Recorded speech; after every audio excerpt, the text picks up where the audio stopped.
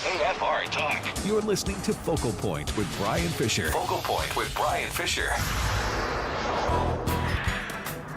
Hi, and welcome back to this last segment of this Wednesday edition of Focal Point on AFR Talk. Brian Fisher is my name. Honored and pleased to welcome to our decision maker line State Senator Chris McDaniel, who is challenging a 41-year incumbent, Senator Thad Cochran, in the Republican primary for a Senate seat from the state of Mississippi. Been a guest on this program before. Senator McDaniel, welcome back to Focal Point with Brian Fisher. Thanks, Brian. Thanks for having me. It's an honor. Well, Senator, let's talk first of all, because there's a bleed over. I believe there are some profound implications for your campaign and candidacy from what happened last night in Virginia. So let's begin by having you give us your take on David Brat's stunning upset of Eric Cantor last night in Virginia. What's your explanation? What do you think explains? I mean, that was an astounding upset to me. I'm doing some stuff on my deck, and I start seeing some notifications that was 60% of the vote in. David Brat is up 57-43, and it just absolutely astounded me. I thought maybe he would be in the 40s. I didn't anticipate that he would win, or that he would win by such a decisive margin. So how do you explain that upset victory? It's always about the people. Always the people. They are finally waking up. They know the country's heading in the wrong direction. They know there's complicity on both sides of the equation. And it's amazing to see them wake up and engage the system because, Brian, that's the only way we save the country. People have to get out, wake up, leave their kitchen tables, walk out and make a difference. And that's exactly what happened in Virginia last night. That's what happened in Mississippi last Tuesday. It was the same type of scenario. People recognized that Washington, D.C. has to be changed. And there's no way to change Washington until we change the people we send to Washington. And that's what we're seeing. People are waking up across the country. Now, in David Brat's case, underfunded, no name ID, no money, no political machine, did not have political experience. These are advantages, all of which you are bringing into this campaign. But it seemed that one of the things that separated David Brat from his opponent, Eric Cantor, was his position on amnesty. He had no money, no ID, but he had the right position on amnesty. And you've talked, Senator McDaniel, on this program before about your position on a secure border, your position on amnesty. Do you see a difference in your point of view between your position on amnesty and Senator Cochran's position on amnesty that you think voters ought to be aware of? Absolutely, absolutely. I want to be very clear. I am never going to support amnesty under any circumstances. I've been very much against illegal immigration during my time in the state Senate. I'm going to remain against legal immigration. We have to enforce the laws. We have to close the border. Senator Cochran, on the other hand, has supported amnesty in the past, and that's one of the reasons the Chamber of Commerce has come in, and they've been helping Senator Cochran.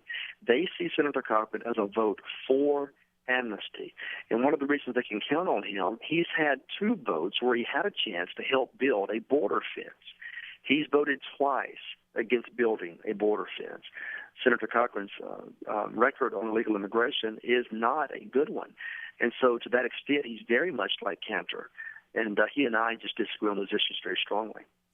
Now, your opponent, Senator Cochran, has started taking the gloves off in the campaign. He's used the word extremist in an interview yesterday or the day before, saying that you would be dangerous. So these are loaded terms to refer to you as an extremist, to say you would be dangerous if you were in office. What is your response to those accusations?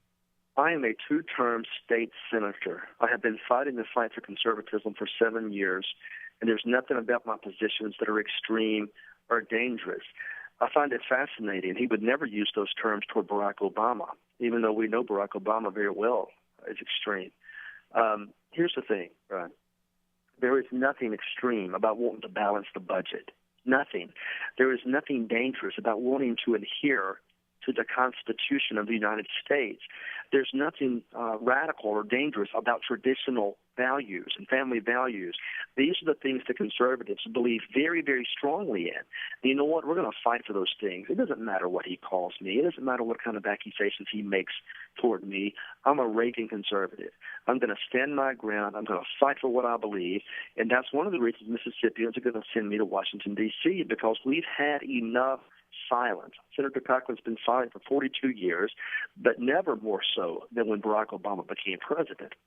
No one can name a single fight that Senator Cochran has led against Barack Obama.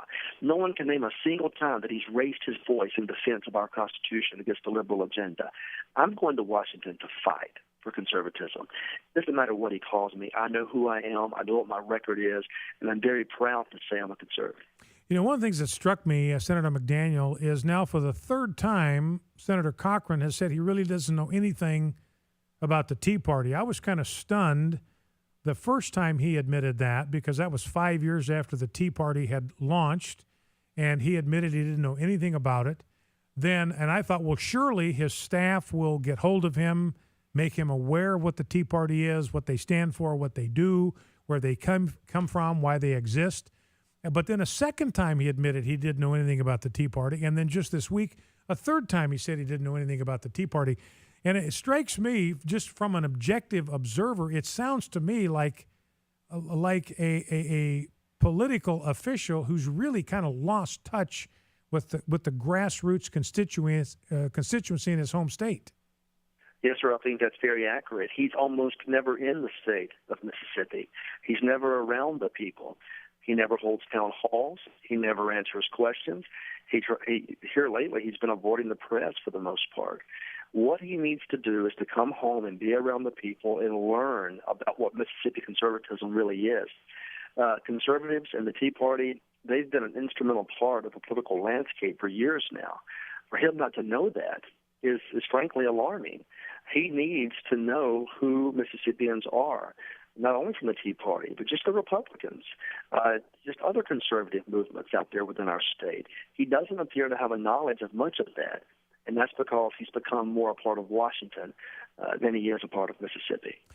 Two final questions for you, Senator McDaniel, dealing with kind of contemporary events and what you would do if you were in the Senate right now.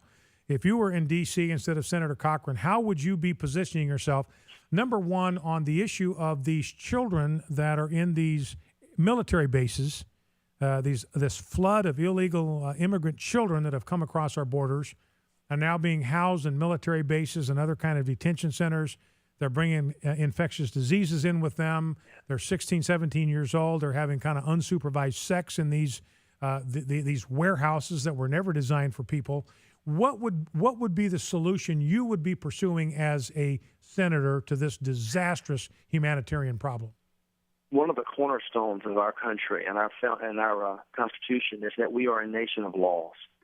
And that means those laws apply across the board, no matter what your position is or what your job is. We can't lose faith in that notion. But if we ignore the laws, if we don't enforce the laws, then the people naturally begin to lose faith in that concept. Illegal immigration is an easy thing to fix. It's very, very simple. You close the borders, period. Then you enforce the laws that are on the books, period. And you never, ever even consider the granting of amnesty, because that essentially would be the ignoring of those laws we're talking about, a nation of laws. It's a very simple thing to fix the problems that ail this country. We get back to a strong cultural background, a strong moral background with Christian convictions, first of all. But secondly, our Constitution. It is a roadmap to American prosperity. It is a roadmap to everything that works well. The problem is we've forgotten about it. We've shunned it. The rule of law matters, Brian, and I would be working to enforce the rule of law right now if I was in Washington, D.C. One last question on the release of these terrorists from Guantanamo Bay. Even our intelligence services are telling us that 4 out of these 5 are going to go back to the battlefield. President Obama admitted himself, are they going to go back to the battlefield? Is there a chance? He said absolutely. Didn't seem to trouble him that prospect was very real. If you were in the Senate right now, what response would you be pursuing with your colleagues to deal with this issue of Guantanamo Bay detainees? Well, I'll tell you, what happened there was shameful. The president has made another foreign policy blunder. He seems to be very capable of that. He doesn't seem to have, in some instances, Americans' best interest at heart in that regard. And I would have fought very much against that. But likewise, going back to another fundamental issue, Brian, who in Congress is speaking out against this president. The idea that we would be silent in the face of this, that's problematic, because silence in this context is complicity. Our senators need to be speaking their minds. Congress needs to be pushing back. That was the whole theory of the separation of powers, is that one branch of government would resist encroachment from the others. And there would be some degree of balance, and our Constitution and civil liberties would be protected. But Congress hasn't been pushing back against this president, nor has the Supreme Court. And there are ways we can do that, but the first way you start is by speaking your mind, by complaining, by pointing out where he's making these egregious mistakes, where he's abusing his constitutional privilege, where he's exceeding his authority. And if we do that successfully, the American people will listen and they'll follow. But we can no longer be silent in the face of this liberal agenda. One last question, then I'll let you go. The win by David Brat last night in Virginia, I would think for somebody running a similar kind of insurgent campaign like yours, this would be a tremendous shot in the arm to your volunteers, the people that are on the field, the boots on the ground that are working on your behalf. It would seem like this would be a tremendous motivator to them to sprint to the finish. I mean, do you think that's what's going to happen? And what would be the impact on your opponent's troops? Absolutely. We're very motivated. We're very excited. The people of this country are waking up. We know that change has to take place. Last Tuesday night, we received more popular votes than Senator Cochran did. We almost won the race outright that night. And we are going to win on June the 24th because the people are excited. They are enthusiastic. They know that change has to come to Washington, D.C. We have to find fighters, people with bold colors, not pastels, as Reagan would have said. And if we send those fighters to Washington, like Ted Cruz and Mike Lee and Rand Paul, you will see a change in the direction of this country. So, yes, our base is excited. They're motivated. We can't wait to get to June the 24th. And we're asking everybody out there to come join us. We're going to make history that night. Senator Chris McDaniel has been my guest on Focal Point. That's it for today. Thanks for being with us. We'll see you right back here tomorrow. The views and opinions expressed in this broadcast do not necessarily reflect those of the American Family Association or American Family Radio.